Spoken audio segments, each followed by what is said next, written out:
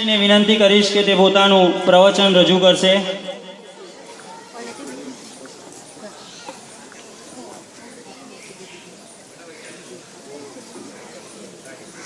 નમસ્તે, મારું નામ પટેલ પ્રિયાંશી। નમસ્તે, અહીં ઉપસ્થિત મંચ ઉપર બેઠેલા મહેમાનો, વડીલો અને મારા ભાઈ બહેનોને મારા નમસ્કાર। 15મી ઓગસ્ટ એટલે સ્વાતંત્ર્ય દિવસ। આજે આપણે અંગ્રેજોની ગુલામીમાંથી આઝાદ થયા હતા, એટલે આપણે સ્વતંત્રતાના દિવસના રૂપમાં ઉજવીએ છીએ। આપણા બે રાષ્ટ્રીય તહેવારો છે, એક 15મી ઓગસ્ટ અને બીજો 26મી જાન્યુઆરી।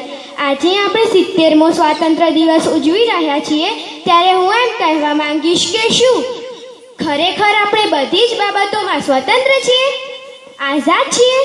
હું આઝાદી વિશે થોડું કહેવા માંગીશ। હજુ આપણે પૂરેપૂરા આઝાદ છીએ?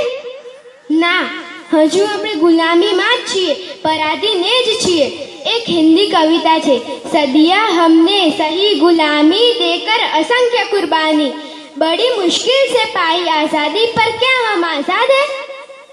आम आदमी आज भी दर दर भटकता, छोटे छोटे कामों में उलझा फिरता, न कोई सुनने वाला न कोई देखने वाला, हर तरफ भ्रष्टाचार है, दूध का सब कारोबार है, पर नेताओं को ना कोई सरोकार है।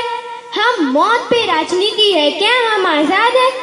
रोज बहुए जल रही है, अजन्य कलियां मर रही है, नारी का बाहर निकलना दुश्वार है, हर चौक पे खड़े अस्मत के लुटेरे, ये कैसा व्यवहार है?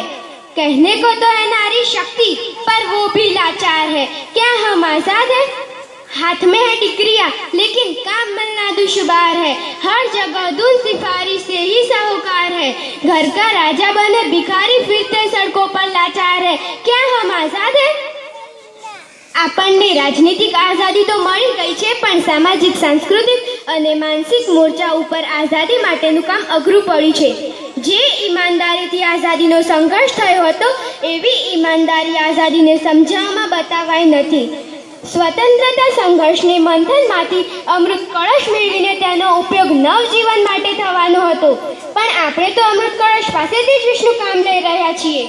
મતલબ આપણને આઝાદી તો મળતી રહી છે, પણ ટુકડાઓમાં કેટલીક સ્થિતિ લગભગ એવી જ છે કે ગુલામી ભારતમાં હતી। પરંતુ આજે આપણે ઘણો વિકાસ કર્યો છે। દેશ આઝાદ થયો ત્યારે આખી દુનિયાને શંકા હતી કે ભારત સ્વતંત્રતા સંભાળી શકશે કે કેમ। બ્રિટિશ પ્રાઇમ મિનિસ્ટર વિન્સ્ટન ચર્ચિલે તો ત્યાં સુધી કહેલું હતું કે હવે